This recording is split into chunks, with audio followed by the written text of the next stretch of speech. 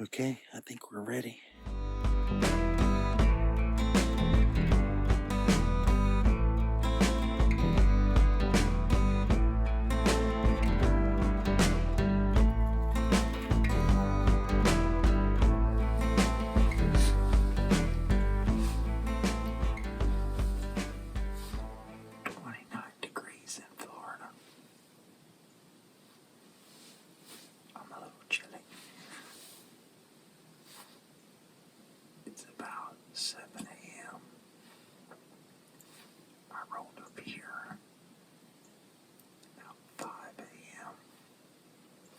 Sitting here freezing for about an hour.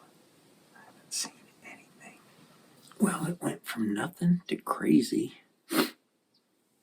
It's funny how it's 20 degrees and your nose wants to run, but I keep looking out the window because I still have 6 deer out here plus 2 turkeys. But it went from nothing first thing this morning. And then around 7 o'clock, I had 4 does come out.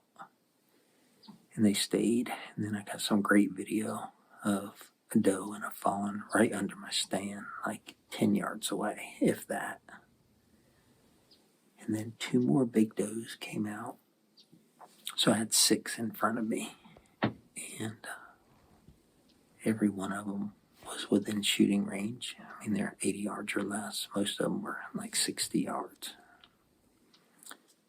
Every time I talk, they pick up their head, but deer always pick up their head, so they probably can't hear me.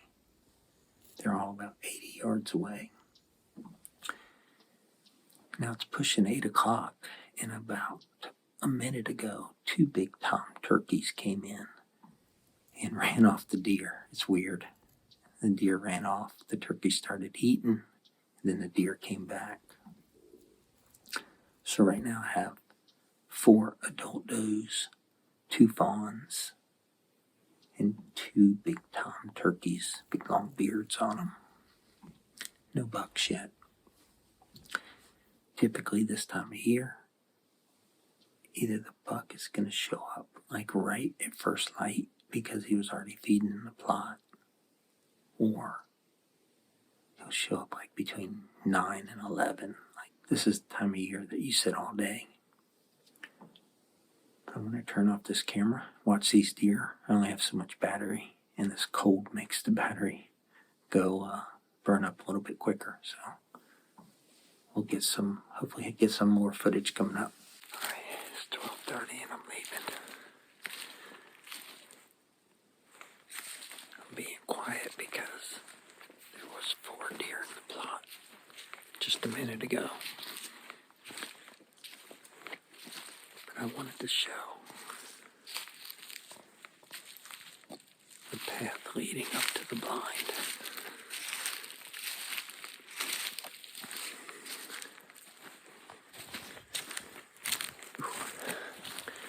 Get out here to the road, I can make a little more noise.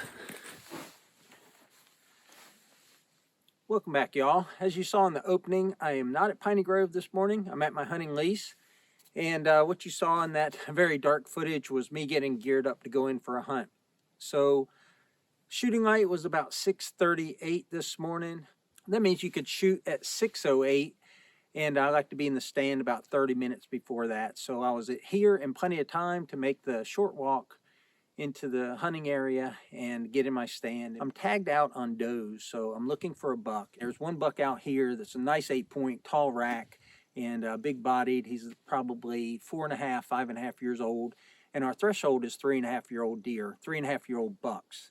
And I've already filled my doe tags. Both my doe tags are filled. I filled them over Thanksgiving, and we've already posted the video on the Thanksgiving hunt. But this is the first time I've hunted since Thanksgiving because I'm waiting. The bucks run in bachelor groups until about now, which is January, and we're about 1 month from our the peak of our rut. So right about now, they're starting to break up from their bachelor groups. They're starting to identify their territory. They're starting to find the does that they're going to breed in a month when they come into estrus. So we're just starting to enter that phase of the rut called the chasing phase. And that's when the bucks will start to let down their guard, especially the older ones that are nocturnal, and they'll start coming out in the daylight. And my cameras are not showing the buck that I want at this plot coming out in the daylight, but it is showing that that buck is using this plot.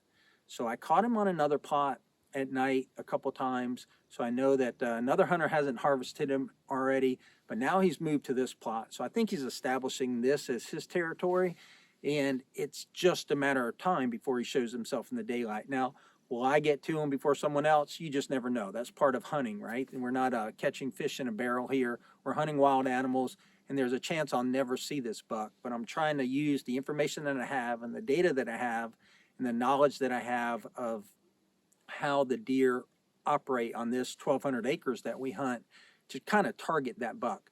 Now, if some surprise buck had come out this morning that was, 4.5 years old and big and beefy, and I don't necessarily care if it had the biggest rack, but if it was just a big old buck, then I definitely would have, filled my tag with that one. But from what I know from the cameras and what the other hunters on this lease are getting on their cameras, we have like 3, maybe 4 big older bucks, and one of them's been taken already. The other 2 have lesser racks, I would say.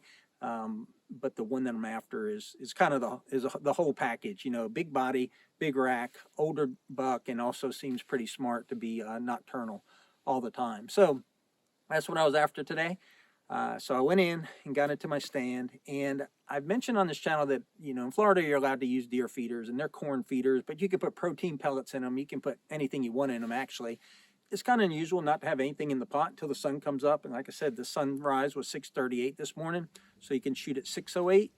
But I had nothing. I had absolutely nothing. The feeder went off. I had absolutely nothing. And this is the very first time this pot has been hunted this season. And it's a very, there's a lot of deer that use this pot. So that was unusual, not to have any deer there. So I waited, and about 7-ish, I had 4 deer come out from the south. And it was 3 adult does and a fawn, this year's fawn. It has no spots, it's probably born in September.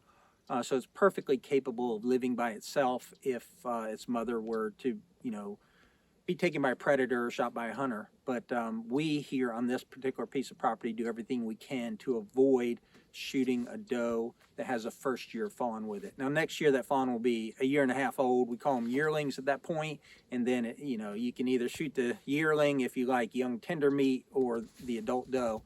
But so right there, out of those 4 deer, 2 of them were adult does, 3 of them were adult does, and 1 of them was a fawn. And they came across the pot in front of me, and you'll see a lot of footage here. We're just going to play it because a lot of it is very interesting. There's a lot of close-up footage. I tried to take some 4K footage of them, but they fed right up underneath of my stand, and I think the fawn was maybe at 10 yards, maybe a little less, and its mom or the doe was maybe 12 or 13 yards when they were right in front of me. And then from the north came a big doe with a fawn, this year's fawn. And that fawn was a little bit bigger than the fawn that was already in the plot. So that was a buck fawn. And I didn't put the scope on it just to see, but I could see on top of his head, he had 2 dark spots where his horns will come in next year. But they kind of stayed in separate groups, and that particular doe and fawn went to the feeder. They wanted corn, but the other 4 never. And they left and came back several times throughout the morning. They never went to the feeder. So don't think if you have a feeder that you're going to have deer flocking to it. I mean, that was a prime example of 4 deer that were in my pot for hours this morning, and they never once went to the feeder. They know it's there. They heard it. They know what corn is. But there's so much other nutrition there between the clover and the rye and the wheats and the oats and the chicory that they didn't even go for the corn.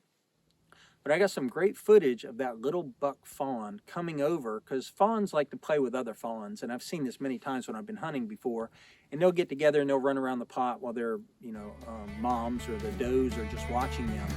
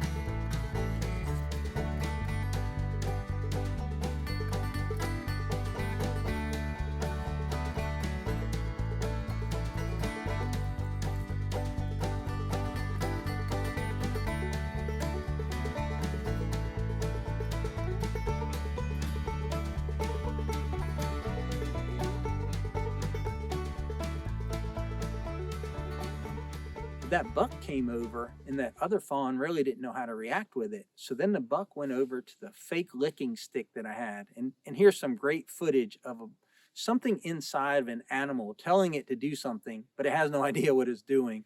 So it's kind of licking the branches, and you can see it's kind of maybe rubbing its horns against the branches, but it has no horns, and it doesn't know what to do with itself. It has some sort of natural tendency to do something, but it hasn't figured it out yet. You know, next year it'll figure it out, and when it's 2.5 years old, it'll really figure it out, and so on. So I got some great footage of that, and so that was six does that I had in the pot, in and out of the pot. And then when they were feeding, 2 big turkeys came in, 2 big tom turkeys. And it's funny because you think deer know what a turkey is, but I saw the deer kind of flush off, and then the turkeys came in and they kind of scared the deer away. The deer went to the edges, and then they came back and fed next to the turkeys. But the turkeys are only there for the corn, and once the corn is gone, they just kind of peck their way through the pot. But they're primarily there for the corn. And I got some really close-up video of the turkeys. Now, many times throughout the morning, I saw the does like looking, like when you see a doe just looking around, you know, whatever. But when you see a couple of does pick up their head and look in a direction, you know something's coming, or you anticipate something's coming. So I was getting ready, but nothing else ever came out. Later in the morning, an adult doe came out by herself, a real dark one. And she was by herself, no fawns, no other does. And usually does run in packs, but this one was by itself. And she tried to integrate with the 4 does that were in the plot, but they didn't want her to be part of their family, so they kind of ran her off. But what was interesting, and I don't think I videoed it, but I know that I took at least one picture of it, was several times one of the fawns just laid down in the plot. And that is just so cool, because you know that they're at ease, they don't feel pressured. A deer is only going to lay down when it feels 100% safe from predators. So to have them lay in your plot lets you know that you're doing the right thing. You're not overpressuring your hunting area, and they just feel safe and secure. And then at some point, the doe, the mother of that fawn, actually laid down too. So that was interesting to see that. So all that to say is it was a unsuccessful hunt in the way that I did not, pull the trigger. I didn't kill a deer. I didn't, there's not a deer in my tailgate. I don't have to clean a deer and take it to get processed. But in that way, it was not successful. But in many other ways, it was a very successful hunt. I got to see, deer interact. I got to see that little buck try to figure out why he's a buck. I got to see one of the does has 2 completely white ears. I've seen her on camera a lot, so I got to see her in person.